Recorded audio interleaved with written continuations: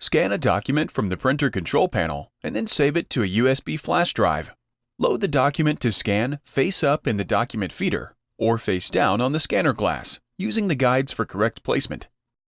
On the home screen of the control panel, touch Scan, and then touch USB. Insert a USB flash drive into the walk-up USB port on the printer. Under Save As, touch the drop-down, and then select a file type. Under File Name, touch the text field. Use the keypad to enter a name for the scanned file, and then touch Done.